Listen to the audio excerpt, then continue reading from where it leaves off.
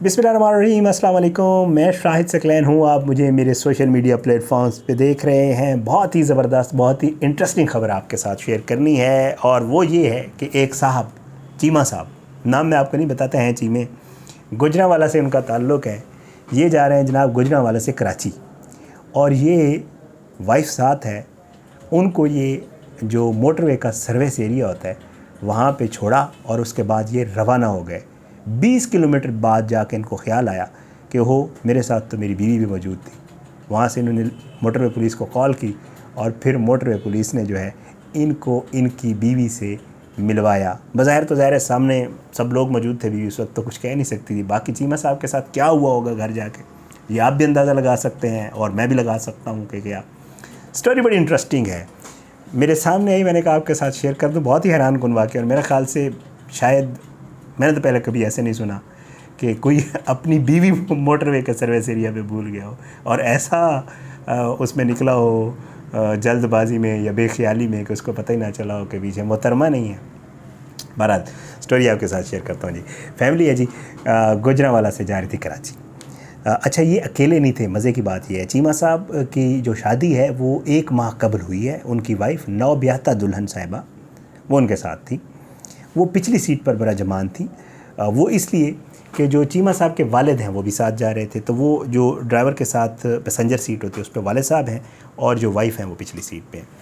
अच्छा, ये लोग जैसे हम जा रहे होते हैं, जब सफ़र लंबा होता है तो रास्ते में सर्विस एरियाज़ आते हैं, रुकते हैं, नमाज़ पढ़ ली, खाना खा लिया, वाशरूम वगैरह के लिए चले गए।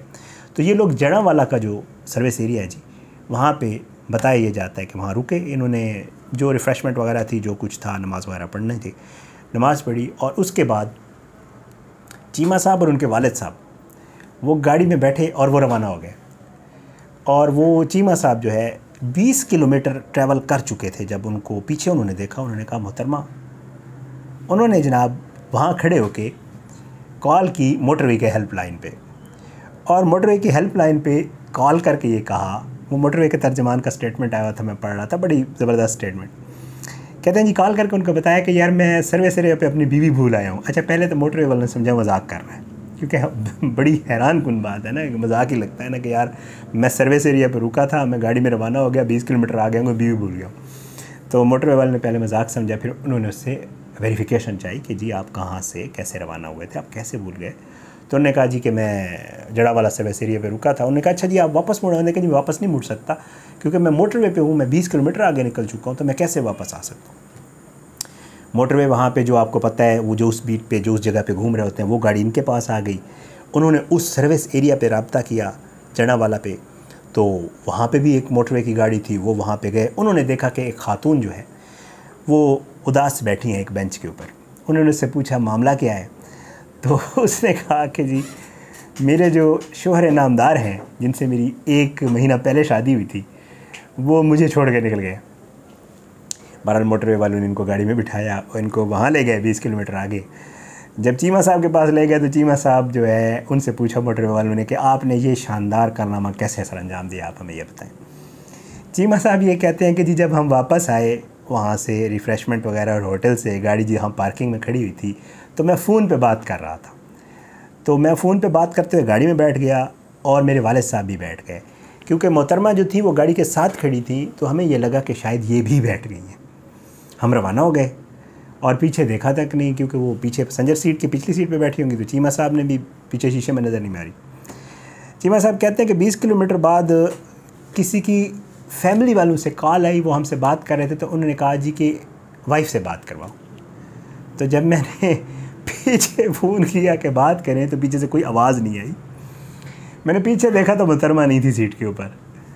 तो बस फिर क्या था, ज़ाहिर बात है चीमा साहब तो फिर परेशान ही हो गए, क्योंकि काम अब उनको सारी ज़िंदगी, अल्लाह ताला उनको लंबी उम्र दे, अल्लाह उनको बहुत ज़बरदस्त उनको जो है खुशियाँ नसीब करे अल्लाह उनको, और अल्लाह उनको आगे फले फूलें बहुत ज़्यादा। बहरहाल इनको अब ये तमाम उम्र चीमा साहब को, बहरहाल मोटरवे वालों ने जो इनिशियल वेरिफिकेशन थी उसके बाद जी चीमा साहब को वाइफ हवाले की, और वो कराची चले गए। अब मोटरवे के तर्जमान के इसके ऊपर बाकायदा स्टेटमेंट आया हुआ है। तो चीमा साहब जो है वो सारी ज़िंदगी सुनते रहेंगे यकीनी तौर पे। यहाँ पे तो क्योंकि लोग मौजूद थे, मोटरवे वाले भी, और भी बहुत सारी चीज़ें मौजूद थी, तो कुछ हो नहीं सकता था।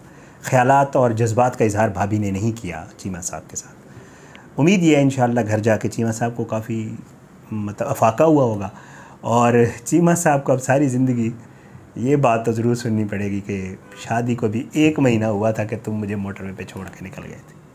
कैसी स्टोरी थी, बहुत ज़बरदस्त, इंटरेस्टिंग। बहरहाल बहुत सारे लोगों की शायद दिली ख्वाहिश तो हो कि वो कहीं मोटरवे पे छोड़ के चले जाएं, लेकिन ये पॉसिबल नहीं होता। चीमा साहब ने ये बहादुरी की है, पता नहीं कैसे की और अब पता नहीं क्या भुगत रहे होंगे, अल्लाह बेहतर जानता है। इजाज़त, इंशाअल्लाह अगली वीडियो में मुलाकात ज़रूर होगी। पाकिस्तान जिंदाबाद, अल्लाह हाफ़िज़।